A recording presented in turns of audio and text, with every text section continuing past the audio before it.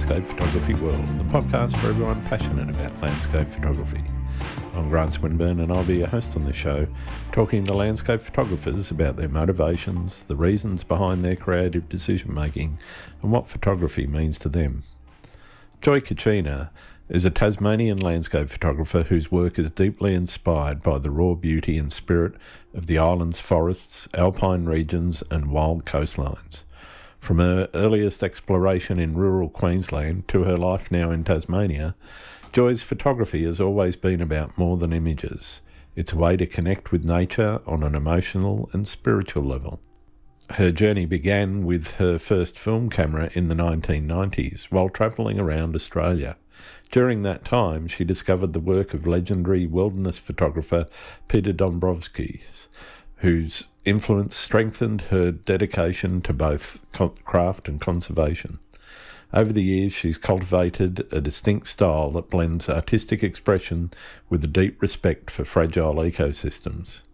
In this conversation, Joy shares her perspective on using photography as a form of advocacy.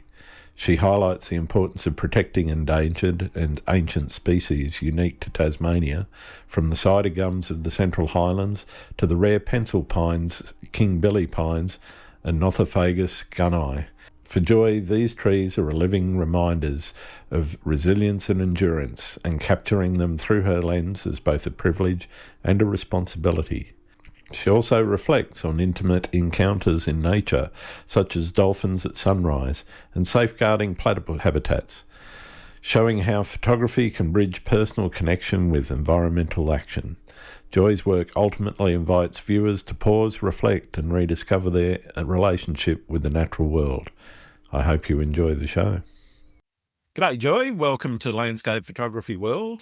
How is your day going? Going great, Grant. Thanks for inviting me. I've been really looking forward to this. So I look forward to having a good chat with you. Excellent. I've been looking forward to having a chat with you for quite some time. It's quite exciting having you on the show and wanting to talk to you about some of the stuff you do and some of the conservation work that you're involved in, amongst other things. So why not let's get into it with who is Joy Kachina and why is she a landscape photographer? Oh, why am I? Well, it started back, ever since I was a little girl, I loved nature, of course. But it started back in 1996. We did a trip around Australia with my partner, and he had bought me a Canon 1000 FN film camera, and we decided to do a year's trip around around the country. And it just started from there. And nice. We travelled from New South Wales. We started in Coffs Harbour and then came down the coast and ended up actually in Tasmania. When we hit Tasmania, I discovered Peter Dombrovskis' work, which absolutely blew me away. It was some of the most beautiful wilderness photography I'd ever seen, and he became my inspiration. During that trip, actually, he passed away 2 weeks after we left Tassie that year, which was heartbreaking for many people. An incredible photographer. He was the first Australian photographer to be placed in the International Photography Hall of Fame back in the 2000s. So, yeah. He's definitely someone I would have loved to have had the opportunity to talk to. Unfortunately, didn't start this until many years after he was. So, in looking at his photography, he's obviously a big inspiration. What was it about that sort of made you say, okay, this is something that I want to do? And in particular also, I know you live in Tasmania now. Tasmania is where I want to be. It was mainly the wilderness, the way he captured the areas that he went into. He carried 50 kgs of large format camera gear up mountaintops. He was an incredible man.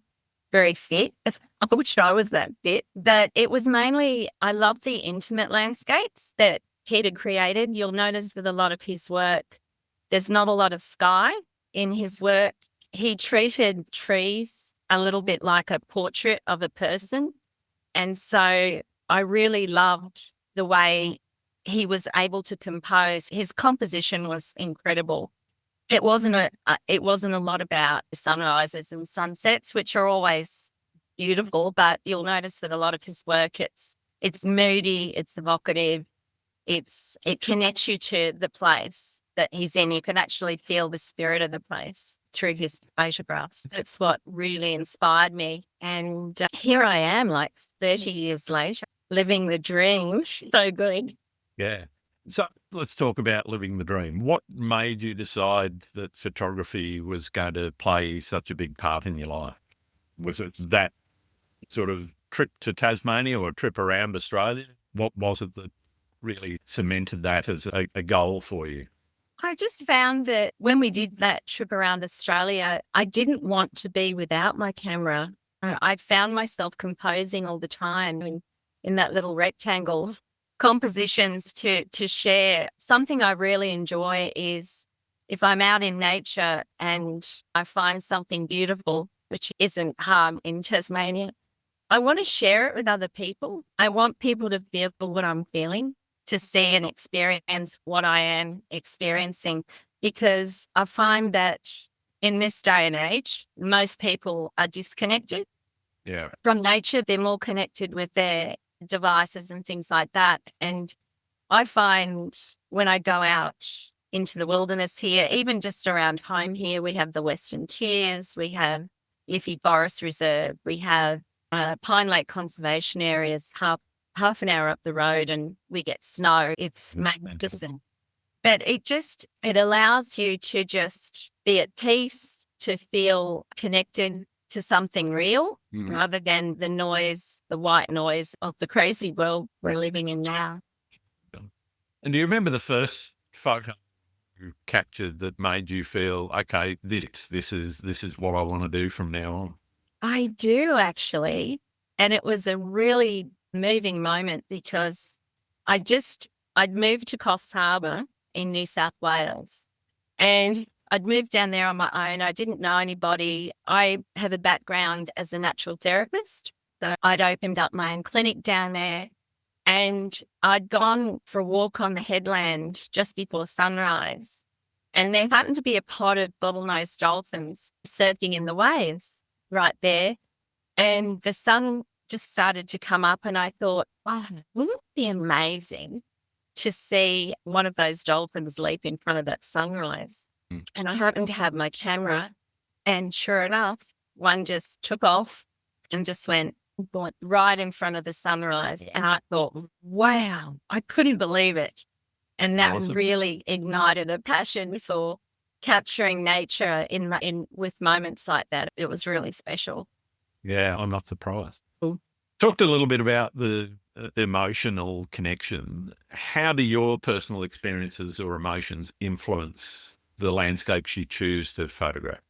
I get really passionate about endangered species. During COVID, when we were all locked down, I was lucky enough, we were here, and I have a river at the bottom of my road that runs through town called Meander River. And we have a resident population of local platypus that live in the river. And I decided during that time of lockdown, we could go out, and I just spent so much time with the platypus down there. They're incredibly intelligent. They're curious. They will actually get to know you. They have the same intelligence as a dog, so that they get to recognize your face. So they got to know me very well because I was there all the time, filming them, photographing them. And that was this amazing connection with this gorgeous wild little being that really ignited, I think, more of a conservation role for me. Being here in Tasmania, we had issues around their habitat being destroyed in town twice. I had to be very vocal about that in order to protect especially the young platypus that were being threatened due to some really silly things that were happening. Yeah. And so from that, it ignited this passion that, actually, my photography, I was able to, the ABC News was calling, people wanted photographs of what was going on. It hit the local papers and all that kind of thing. And I thought, wow, you can really make a difference, even in a small local community, for positive change. with taking some images, and because people impacted through that visual medium. So it was great. Oh, amazing. That's awesome. I remember the first time I ever saw a platypus in the wild, seen them in zoos and whatever, but that's just not the same. But yeah, seeing them in the wild and seeing them interacting is just amazing. And yeah, I can just imagine the first time you saw that, how exciting that was. Yeah, it was incredible. We had Peter down in Hobart, the platypus guardian. He did a wonderful documentary with his connection with one little platy down there in Hobart called Zoo.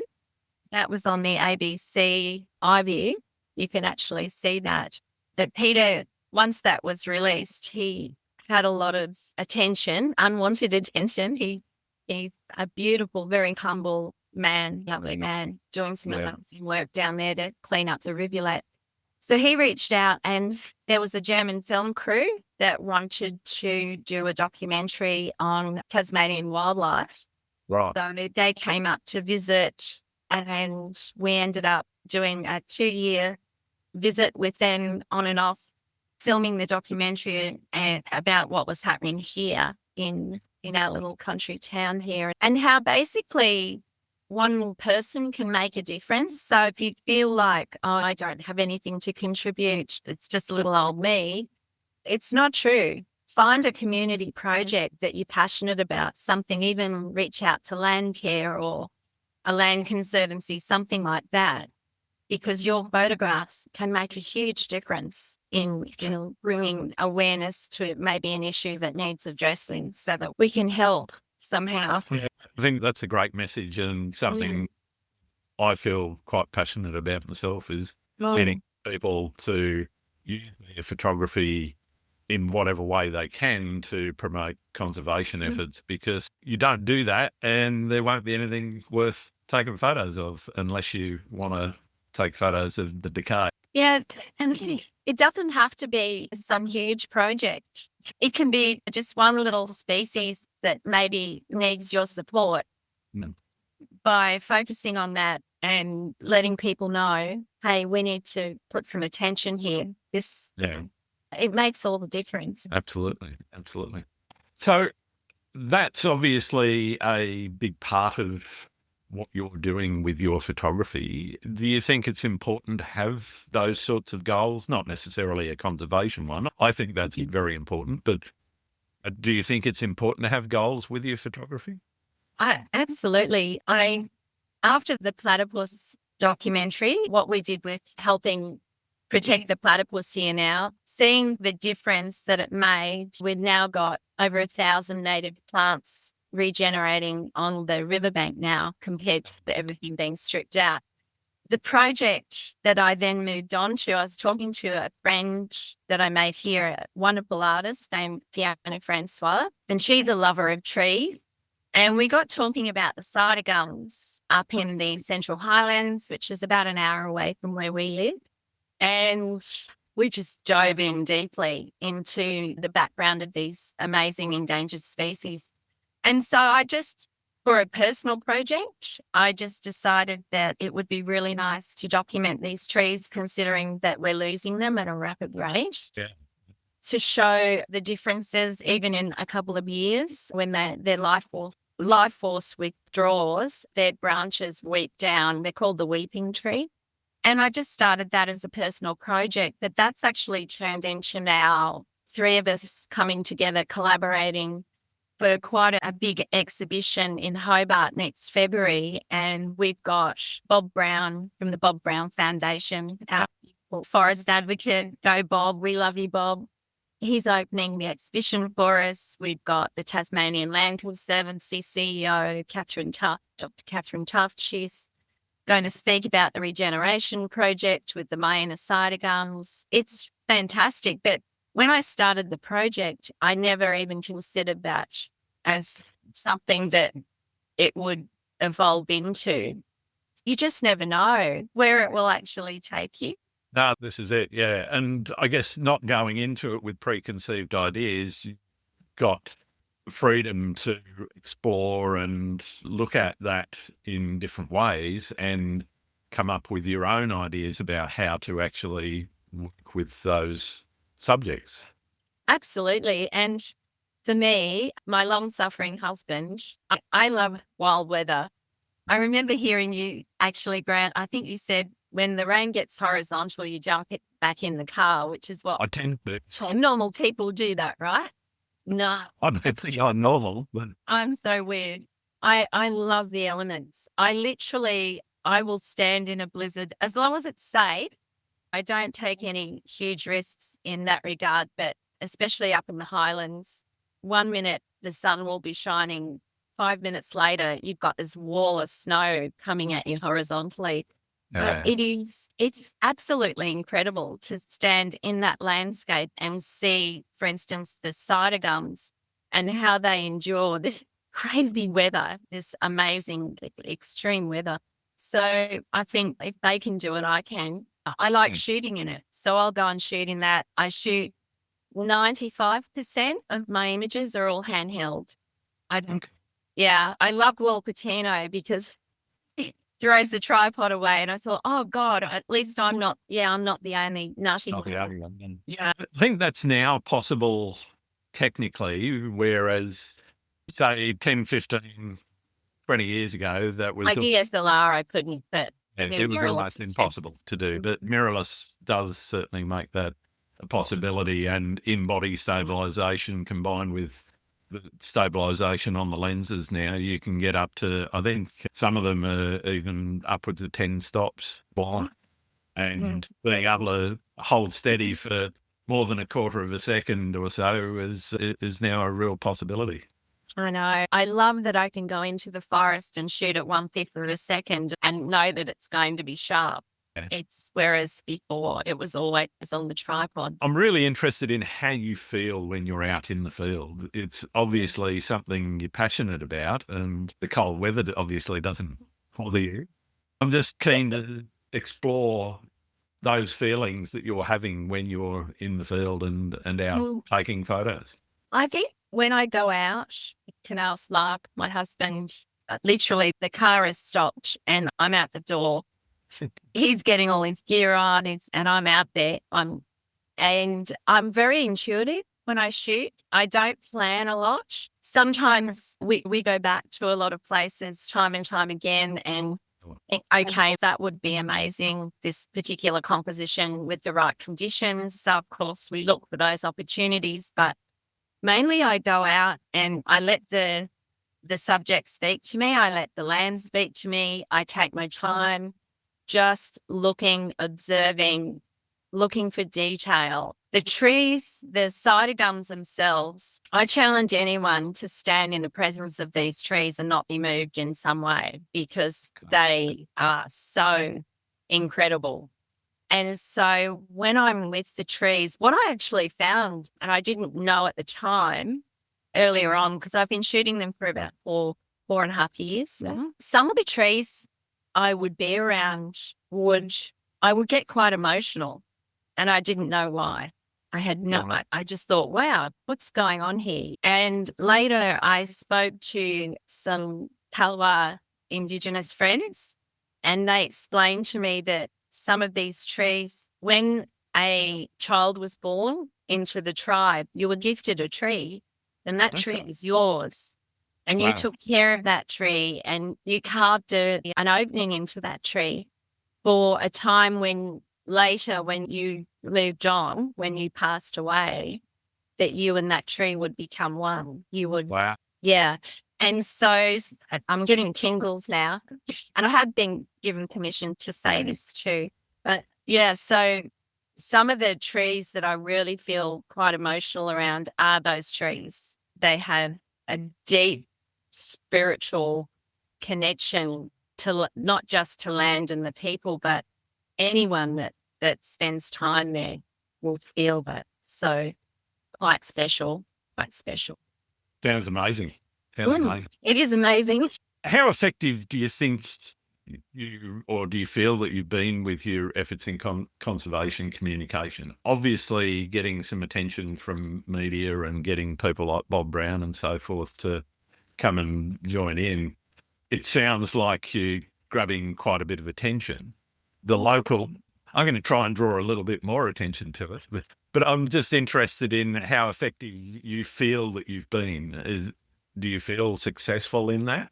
I do. I'm hopeful that working with the Tasmanian Land Conservancy, getting people interested in the cider gums, gets volunteers going into those programs, helping with regeneration projects and things like that. So that the more we can, again, visually impact people and let them know about a particular species that is struggling, the better it is then that we can then do something about it.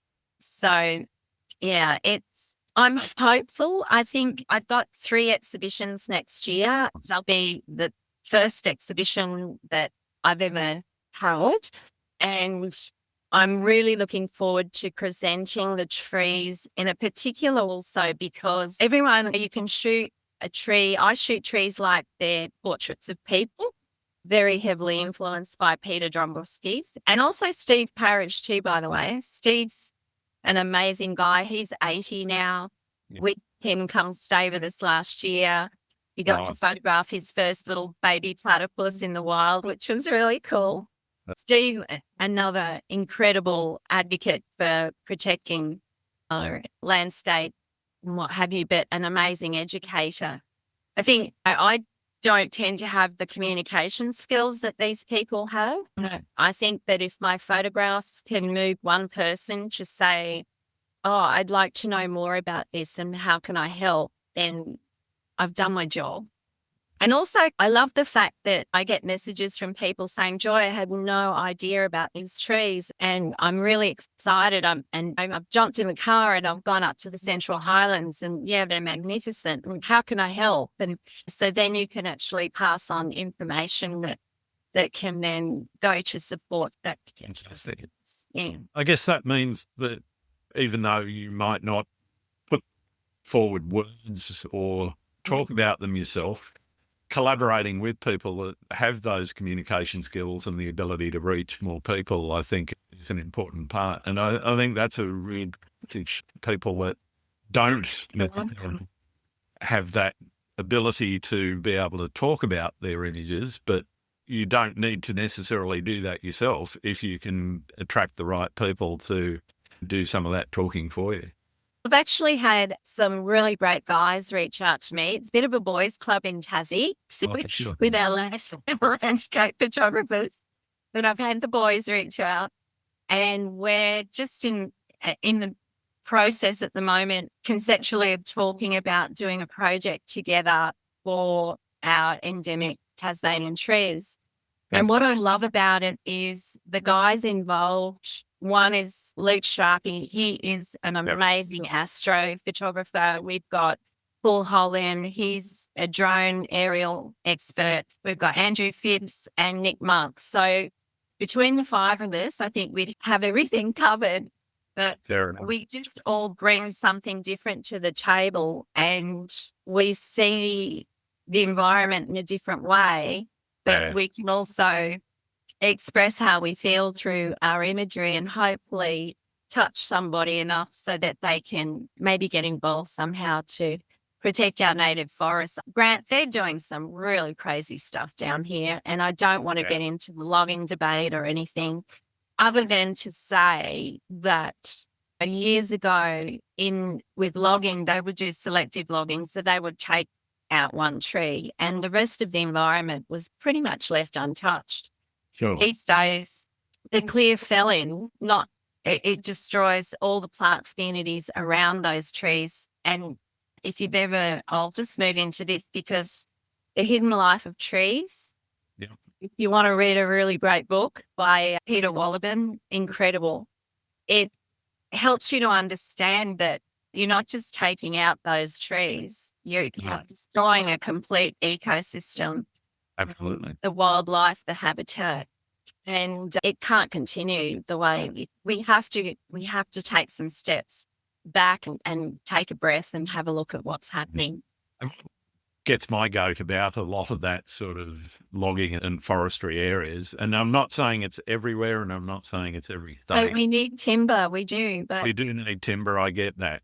But selective logging is far better for the environment. The Sure. problem I have with clear felling is not only are they wiping that ecosystem out, but they're then replacing it with a monoculture of Agriculture. But Yeah. 90% of the forestry areas here that are clear felled then get replaced with pine. And Yeah. unless they choose a native pine, there are a few that do that. They're usually not endemic to Australia. They're usually not necessarily even the best timber to be used for construction or whatever. So they're actually doing themselves a disservice longer term, I think, in the way that they actually operate. Anyway, political statement over my perspective. I know it has to be said, though, so that there's an understanding about the connection between the entire forest, not just the trees that they take out. Peter Dombrovskis, who wrote this book, The Hidden Life of Trees, he talked about how a forest is like a social network. Yep. That they have. So when the seedlings are born, those parent trees actually will support those tiny little saplings. It's all been documented scientifically now that they've seen that those parent trees will support the young trees. If there are nutrients missing, or if there is a sick tree or a struggling tree in that family of trees in that forest, other trees will, through the mycelium work underground, will actually send sugars and things to that particular tree to support it. And they've even found that when a tree is cut down and the stump is left in the ground, those surrounding trees will still, they feel the distress and they will actually feed that stump. Yeah. It's incredible. And that... I've seen certain species, they won't do this, but I've seen some species, particularly gums, which actually will see sprouts come out of the side of a stump. Absolutely. And okay, it might take 100 years to replace the tree that was there, but you will end up with that tree surviving and carrying on. And I think Dr. Karl Kruszelnicki, he actually refers to it as the wood wide web. Trees actually communicate with one another about their needs, and they do, as you said, using that mycelium net, they actually do support one another. And it is amazing that people don't understand that when they're working with forestry in particular. Yeah. They'll even trees that have a sense of, say, like a plague, a beetle or something that's coming to attack a particular species of tree. The other trees will actually send a signal out through their leaves, through a chemical that they release through their leaves to alert the other trees in the area that there's a problem. That's incredible. It's really amazing. Some people used to think it was mysticism and whatever, but this is actual science, and people have actually science, actual science.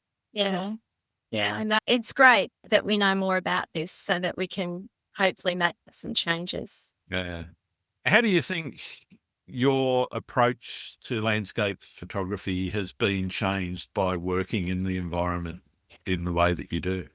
It's changed so much. Gosh, I had a DSLR and I shot with a 16 to 35 mil with an ND6 filter on because I actually love seascape. But I never took that lens off for 10 years. That's all I shot with, which was my wide angle lens on a tripod. These days, it's my 24 to 120 and it's off the tripod, it's handheld. And I'm always looking for a story, some way to convey more about what I'm looking at.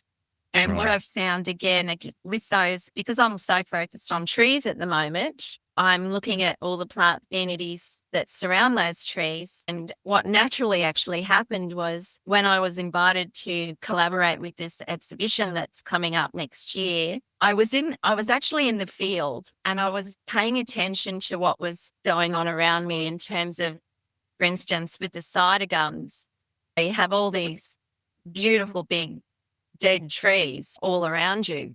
But then you've got this understory of alpine, subalpine plants. And then you'll have this little sapling come up and it might be just a foot tall, 2 foot tall.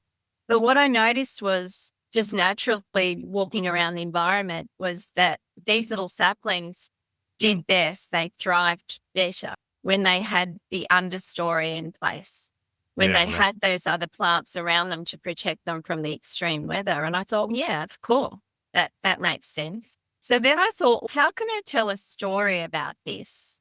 And thank you, Nikon, because Nikon has an inbuilt multiple exposure function in their cameras.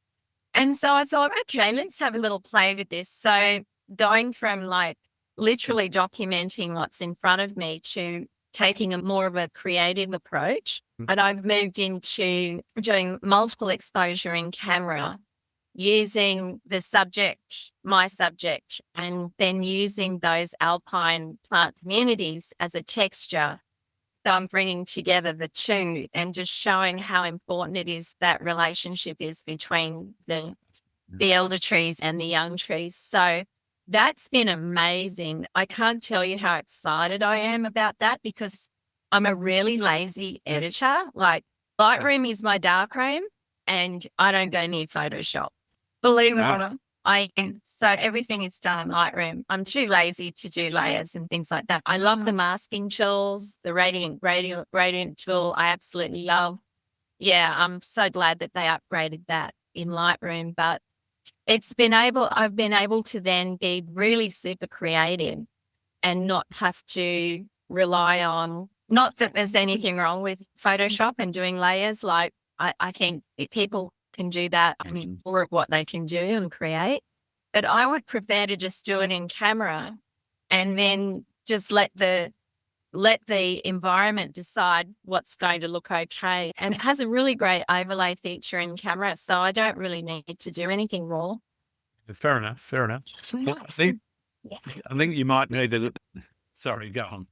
It's just been really great fun to actually play with that and discover what works and what doesn't work and where to overexpose and underexpose in camera so that you can get what you're actually after. So I think you might need to have a chat with Blake Rudis, who was on the show a couple of weeks ago. He's got some definite ideas about not using Photoshop versus just doing. It's only because I'm lazy and I just get it. I just can't be bothered. I want to learn. I don't want to tell anyone how to edit their images. You edit how you want to, but he's got some definite ideas about, and I guess it's from his deep knowledge of colour and how that works. Yeah, in great. Photoshop and Lightroom. He could probably give you some reasons why you probably should use Photoshop a bit more. But look, if I had the time, and maybe later down the track when I'm not climbing mountains and nearly breaking my leg and doing all that kind of stuff and standing in horizontal snow, I probably will have a good look at that.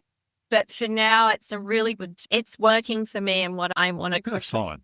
And I get really excited about even mixed media photography, like actually using encaustic waxes. And I just noticed, did you see Franca Gambler's posts over the last few days with the insights? Oh, I just love those. I love that she's doing that.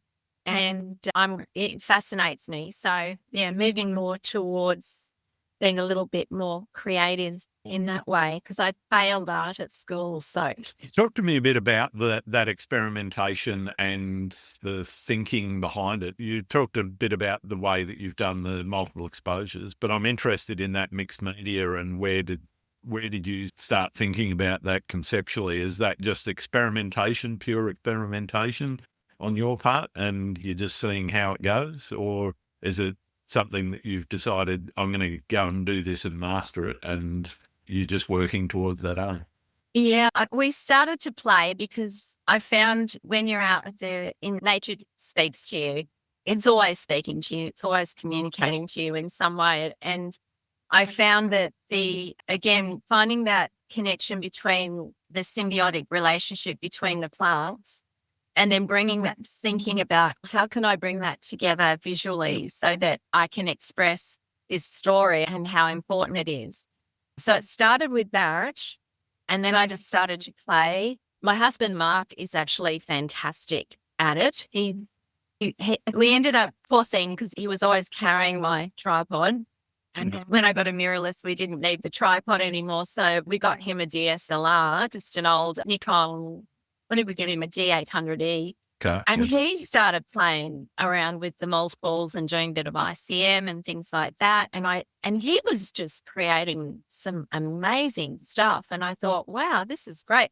Honey, show me, how did you do that? He's been a wonderful little teacher for me, just helping me to see beyond what I'm always looking at. Yeah. And then we jumped on and put some just into the search engine in YouTube, and Martin Osner photography came up. Have you heard of Martin? I have, yes. I haven't. I'd love you to speak to him. Oh, what an incredible guy.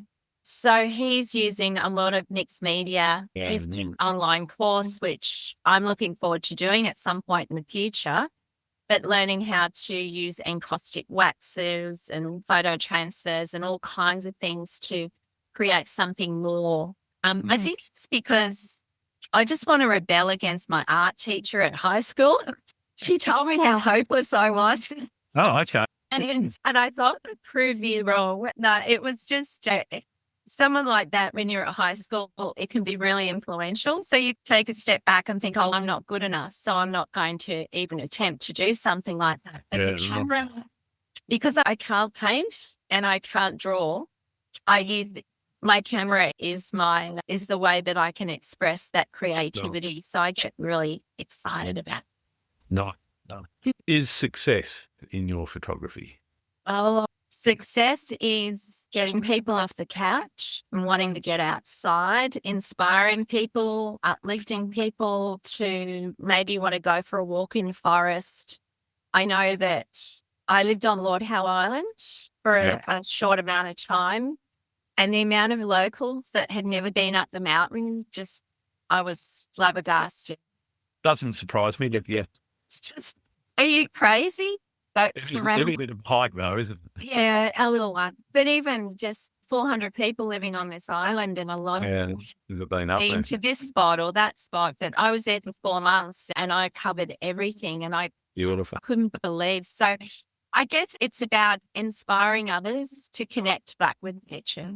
And that, to me, if I can do that, I feel that I'm doing my job. Fair enough. What's a time when you've been out in the field where things didn't quite go as planned, but something unforgettable still emerged? I could go into a horror story for you. Yeah, about women and safety in the landscape. Yeah, let's go there. Go dive into that one. Yes, it still affects me today. We moved to New Zealand for 5 years. Okay. I still consider New Zealand my spiritual home. I cried for 3 months when we left and came back to Australia, because I actually put down the camera because I was so sad when we left. Very special place. But when we moved there, the busyness of shifting to a new country and everything, we decided to go out into one of the national parks, and I said to my family, listen, can I just have 5 minutes to myself? With the camera. So I got the camera out, and they went a ways down by the river. Yeah. And I was just shooting on my own, and this car came by, and I got a really bad feeling straight away that I was in trouble. And so I packed up my gear super quick and just legged it towards my family. But they were about, probably 500 meters away, and they couldn't see me. And this guy came and he stopped me, and he attempted to kidnap me. You're joking. Wow. In his car. Yeah, it's pretty bad.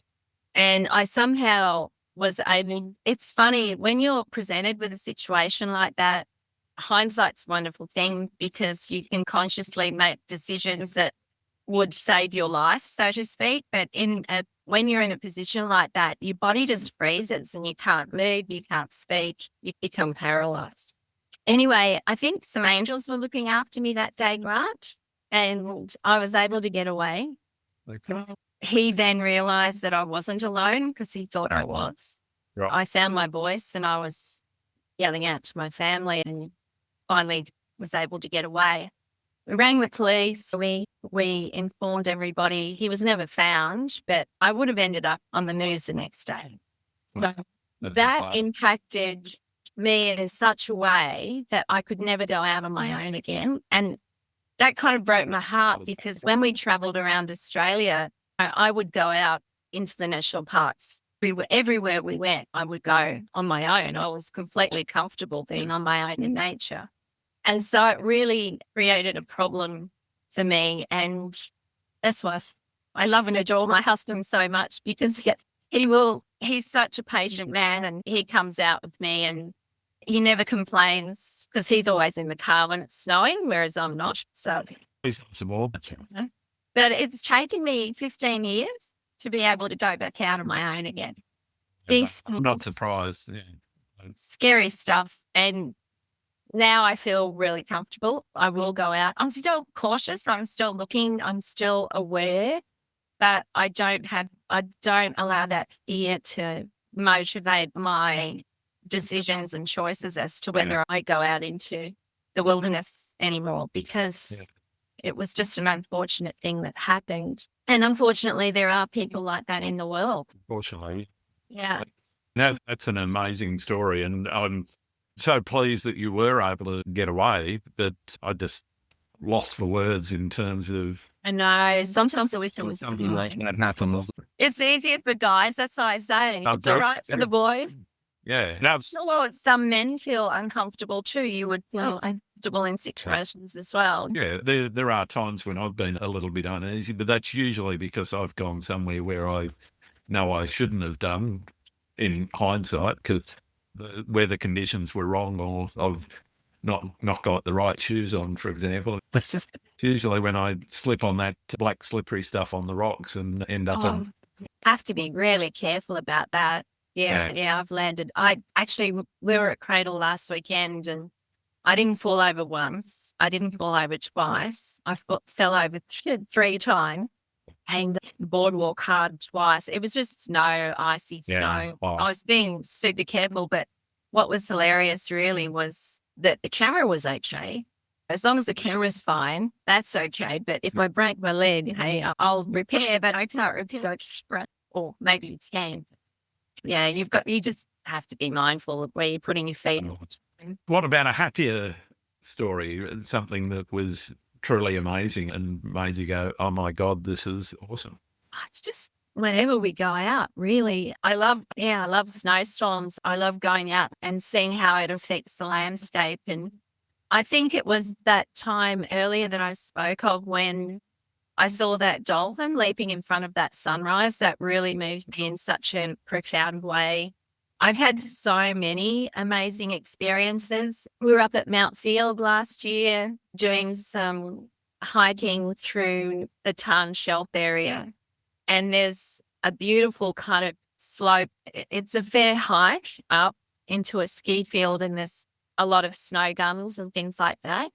I found this particular tree that I fell in love with, of course. I needed the right conditions. So I decided that we would come back at some point and I would want to photograph that tree. So this year I had to go through a little bit of a health issue with some skin cancer. Right. I had to have some radiation therapy. And halfway through, I was feeling quite down. I've had enough. And I thought, okay, Mark, where can we go? And I looked at the weather map, and Mount Field was looking just delicious for lots of rain and cloud. And so we drove 4 hours down to Mount Field, and Mark had injured his knee. So he had to stay in the car park. So I hiked 2 hours up into this area that I wanted to find this particular tree. I had to stop every 20 meters because I was exhausted from the treatment. But I was just determined to get there, and something just kept pulling me up to this tree. And I got there. The conditions were beautiful. I got the shot that I wanted to get. But I just spent time, and I was able to commune with all the other trees that I'd missed last time I was up there. And the track, it was like a cascade, a waterfall of water coming down. And I thought, am I nuts? And I thought, no, this is my happy place. This is home. This is where I feel really at peace. And it was one of the happiest moments. Even though the struggle to get there was difficult, it didn't matter because I was where I wanted to be. Yeah, it was really special. And that image ended up being one of the images in the folio for the Natural Landscape Photography Awards. So that made me really happy that image got into that particular folio. Fantastic. What have you learnt about the world through photography? It's always changing. It's never the same. You can go into a place 100 times and it'll be different. There'll be something else that you may see, you may have missed, something else to discover. I think that the world is an incredibly beautiful place and that we just need to, like I said earlier, just switch off and start to develop a relationship with the environment again in such a way. It brings such a sense of well-being into your life when you can experience just being out there in the elements, and it uplifts you, it inspires you. For me, it's been incredibly healing for me to go out in nature, and I wouldn't change any of it. I wouldn't change it. That's marvellous. What role does solitude play in your work? Do you prefer being alone in the field now? Or other than Ma, it's funny now when we go out, he used to come with me, but now we split. So he goes one way and I go another way. And we'll come back and we'll find each other in an hour's time or 2 hours' time. And I do really enjoy just having that time to myself. But like I said earlier too, I'm looking forward to working with some other photographers on a project. And I think that's important if you can find like a group of like-minded souls that love doing what you do and sharing in that, but also finding a way to give back to nature in some way through maybe a conservation effort of some kind, or even just a local exhibition in your local town showing the beauty. When I first moved here to Deloraine, I was just shooting all around town and just posting on the Deloraine and Surrounds Facebook page, and people were like, oh my goodness, I never knew that we had this and we had that. So it's sharing, and then I think it inspired local people to go out and see more of where they lived. So that was really good. Yeah. Yeah. What you said earlier about people not exploring their local areas is just amazing. I guess you think about it, people get caught up doing their own thing. It could be family, could be work, could be whatever. They don't think, as you said, to get up off the couch and get out there and take a look around their areas. I had a funny story. One of the images I got into the Australian Geographic Nature Photographer of the Year exhibition this year was taken 5 minutes from home here. Yeah. And all the local community, there were some people that shared the image and said, oh, Joy's taken this photograph. No, she didn't take that. Yes, you did. You did. You just didn't, you don't notice. That was really interesting. So yeah, I think you don't have to go far from home to find beautiful imagery. You don't have to. I'm 57. I'm pushing 60. I'm not 30 anymore. I'd love to do the Western Arthurs. I'd love to go up to Mount Anne and go where Peter Dombrovskis made his home up there and meet some remarkable trees up there. My knees won't do it. My knees won't do it. I'm limited in that way.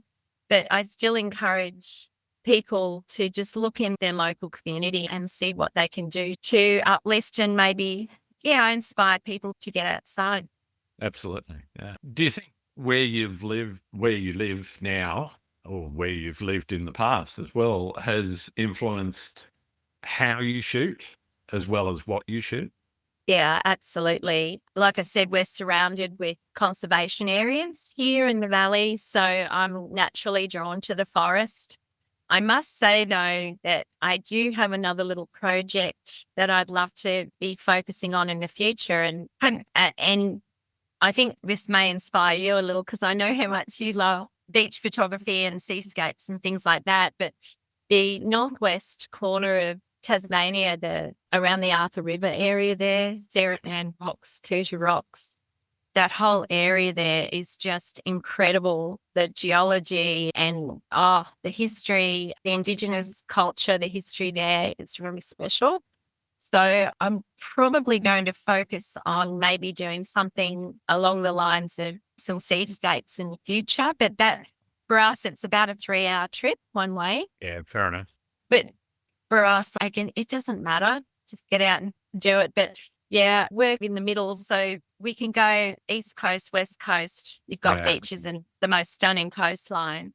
And then, we've got rivers and mountains and streams and all sorts of beauty where we are here now. Yeah. Tassie, it doesn't matter where you go. It's beautiful. When was the last time you were here, Grant? Oh, many years ago. You have to come down. Before I started to get serious about photography, but come on down. I'll introduce you to some lovely trees. I definitely need to get back down there. There's some spots that I wouldn't mind revisiting. And I'm just trying to think, it would have been probably 99, 2000, 2002 maybe, around about that time. I think it was a long time ago. I think your next trip should be down either to the east or the west coast. You would anywhere through that Bay of Fires region, all that region there. Just takes you back. We've spent a bit of time going up the east coast around Noah and beautiful. Some of the areas up there, and absolutely stunning. Being able to go out, and it wasn't midsummer, but it was coming on early summer, I think, when we were there, and absolutely deserted beaches. Oh, it's incredible. Oh, well, we better not tell anybody about it. Tell anyone. It is quite remarkable. It's probably somewhere that I'd love to go. I'd love to get the motorhome down there, and so that we could take a bit of time. But you need a couple of months really to get a good visual on what's here, even though it's a small island. I had a look at getting it over on the ferry, and the weird thing was that I could go. This was back when I looked. I could go next month when I wanted to go, and then I couldn't get off the island for another 6 months. Kind of like, I want to go there, but not quite for that long. I'd love to, if I could, I would love to spend 6 months there, but that was a bit too much. And so we've got a new ferry now. We've actually it finally arrived. So we've got a couple of boats running through now. So you might find you'll be able to come on even in a few weeks. It's funny. I think we had to book something like nearly 12 months out to be able to get 2 month time. I know, it's crazy. It's very popular. I can't plan that far ahead. That's what I did. Oh, no. We went back to the mainland 2 years ago now. We call it the mainland. We moved back to the mainland. And just the traffic and how many people, and it was so hectic. We couldn't wait to come home. We just couldn't wait to come home. As much as Australia, it's the most beautiful country. It really is. But it's getting busier and busier, especially in the East Coast. It is. East Coast cities and Melbourne and whatever. Yeah, it's getting quite... I don't mind Adelaide and Perth because they are still... Perth a little bit busier than Adelaide, I think, at times. Depends on when you go. But I like Adelaide because it's not quite... I think they have a peak hour which lasts about half an hour, which is about right. Whereas in Sydney, it lasts for about 4 hours. Our peak hour here is just a couple of ducks waddling. It's really nice. Let's talk about your processing. You mentioned that it's mostly light. Are you straight into it? Are you leaving things to think about and leave them for a while? What's your process when you get back from the shoot? Normally, we get home and I leave the card in the camera for a few days, and Mark and I will actually sit down together. Normally we snuggle up in bed, actually. We get look at the back of the camera on a cushion, and we'll go through and just go through. And I think it's about, because you come back with such a high when you come back from these experiences, and then sometimes I think the imagery may not fully convey what you felt. So you don't want to put a dampener on that. So we have that was fantastic. Like the other day, we're coming back from Cradle and they'd released some water out of a dam, and we were just driving across this river, and we've driven over that river, the bridge, 100 times. And the other day there was this amazing foam that was really like maybe 6 to 8 meters wide, just flowing down the river. And it looked like you were looking at maybe Mars, the atmosphere on Mars, or looking at the Earth from a satellite with all the cloud structure. And it was completely unexpected. And what was funny was we said, okay, today, let's look for creative abstracts. Let's just do that today. Let's focus on that today. And then bang, nature says, oh, okay, here you go. Here's some creative natural abstracts. So we spent a couple of hours just shooting this photo, and it was fantastic. But then we come home, and 3 days later, I only just uploaded those to have a little look. And yeah, it was fantastic. It was really good. But yeah, I like to just sit and leave it for a little while, and then I'll go in, and I literally have thousands and thousands of images. I've got quite a backlog I haven't looked at. I shoot a lot. When I shoot a lot, Mark shoots, he'll come home with 100 frames. I'll come home with 800 to 1,000 frames. Wow. That's the difference. Yeah. Yeah. He's very patient, and I get FOMO. Oh, I might miss out, so I better. Yeah. I'm a bit the same as, but some of that is because I'm doing wave photography. So I know when I'm shooting, some of them won't work. Wave won't be in exactly the right position, or it won't be exactly the right shape or something. Yeah. And particularly if I'm doing sort of short exposure, really fast shots, and I've just got it on burst mode and it's going, okay, there's 50 shots just of the one way. Oh, much. I'm only going to use one of them though. Yeah, exactly. Yeah. I know, far too many. I think I actually take far too many frames that I'm so curious. I use my camera like I guess an artist would use a pencil to sketch with. A friend actually recently said, explain that to me. And I said, because some people use their hand or to compose or whatever. I just use the camera, and I use it, and then I'll delete, and then I'll use it, and then I'll delete. But then it's like a working process while I'm using the camera.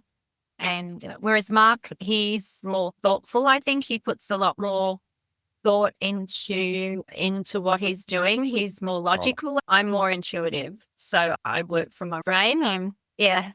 Do you print much of your work? I will be printing a lot of my work. The exhibition. Yeah, I will be. I don't print a lot. At the moment, we're actually in the process of hopefully converting a double garage into a studio space, and I intend to do a fair bit of printing. I've been looking at getting a new printer, a Canon. What do you use, Brett? I've got a fairly old, it's only an A4, but it's a Canon something or other. Yeah.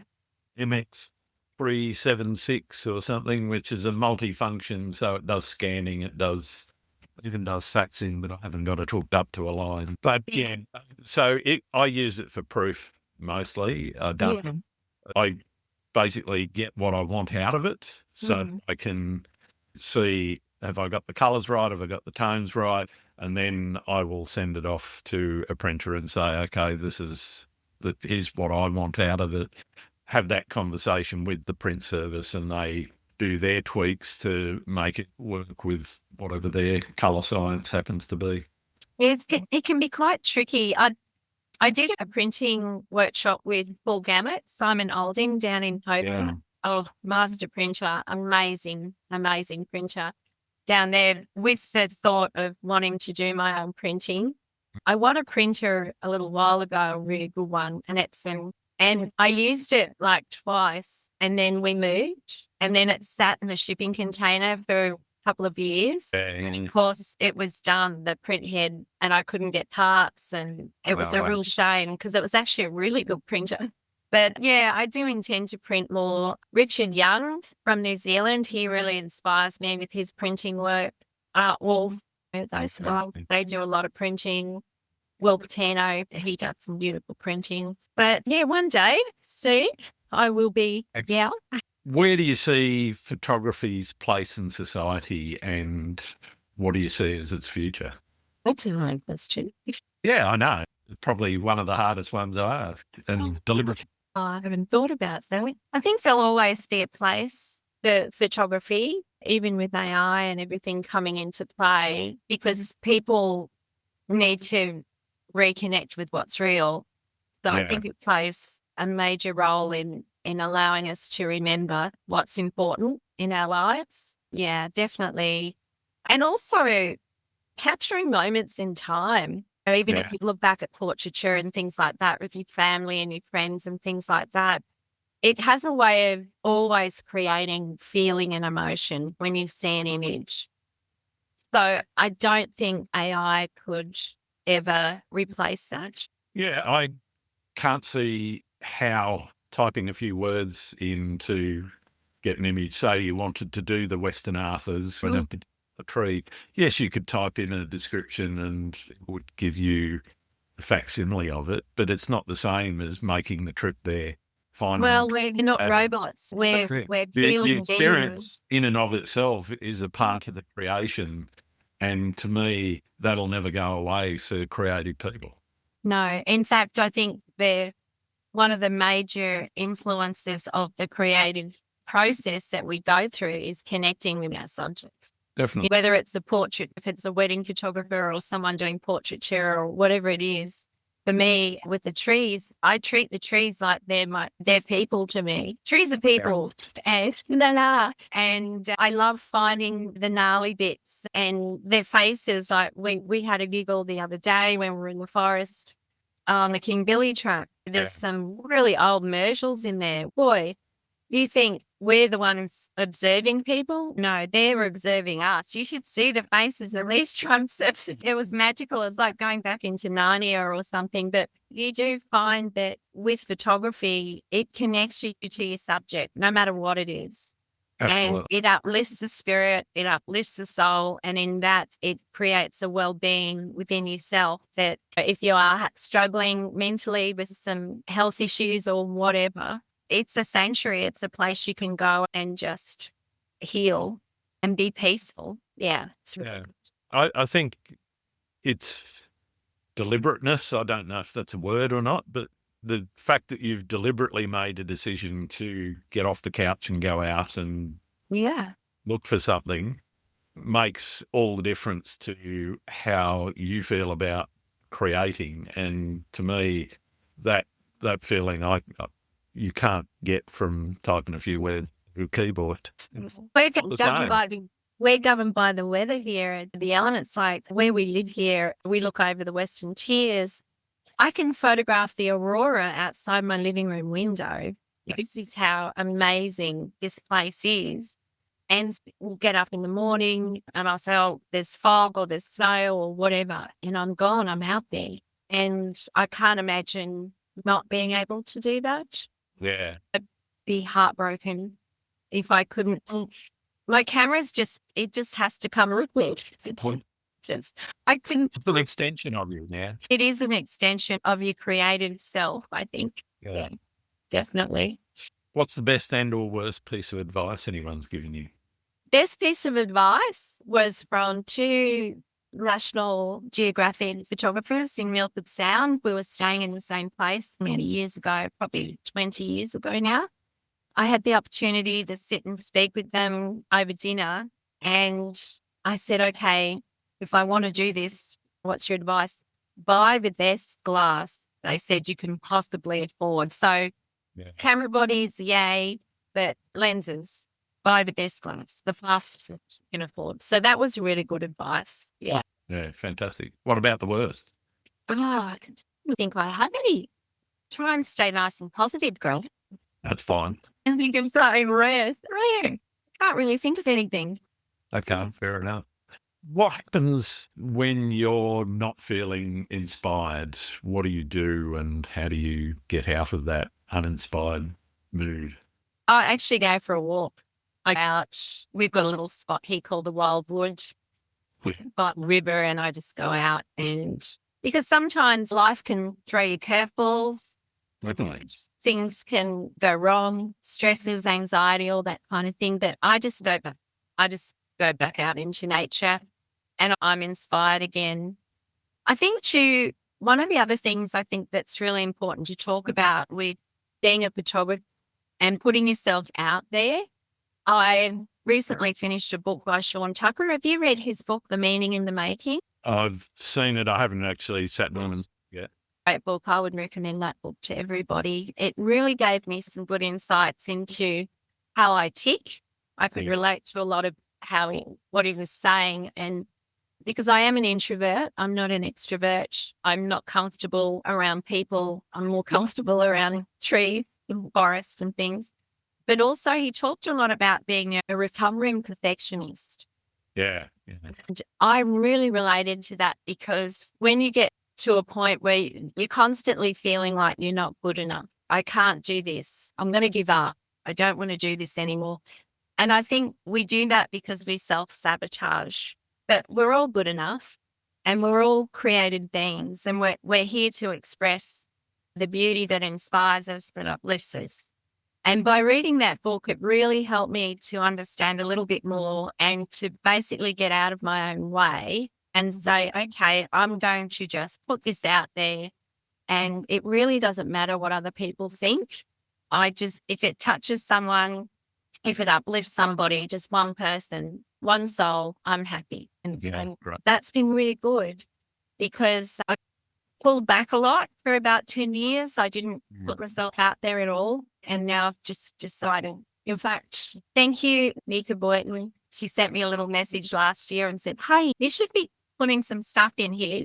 And so I want to give Nika a shout out because, that little nudge made all the difference for me. Thank you, Nika. And love you, Matt. What do you like to do when you're not doing photography? Look, I have this adorable little puppy dog. It is my entire world. Nico, he is just beautiful. And I'm actually a really avid gardener. We have I like growing my own food. We have a lot of fruit trees and a beautiful garden here. We have just under half an acre that we maintain. I do some bonsai, Mark's just absolutely beautiful bonsai. Actually, funnily, it's really funny how nature kind of works. We went down to Hobart when we first got here and we met a guy down there, Jared, who maintained bonsai, amazing bonsai. And he specialises in a lot of native Tasmanian trees. And I saw he had a eucalyptus and a gum. And I said, can I buy that? And it was just in a growing pot. And I thought, I'm really drawn to this particular tree. Didn't know why, but had to have this little tree. So I bought that tree, and only about 2 years ago, so I was halfway through doing my project with the main cider gums, he stopped in and he said, how's that cider gum going that you got from me? And I said, what do you mean? And he said, it's a cider gum. And I said, you've got to be kidding me. And so I have a cider gum bonsai. Awesome. Which was just amazing. I had no idea it was actually a cider gum. So I got him to go down and verify the leaf and everything else. So I just thought, isn't it interesting how the universe works? Yeah. It guides you in a particular way for whatever reason. So we always find ourselves in the right place at the right time. Awesome. Are there any other photographers out there that I need to be talking to? So many. Dave Sanderson. Have you read of Dave? I have to. No, he's based in South Australia. So he's been a finalist now twice in Australian Geographic. Amazing landscape. Especially, he had an image in this year under the Our Impact category, and not being biased, I think he should have won. It was just an amazing image.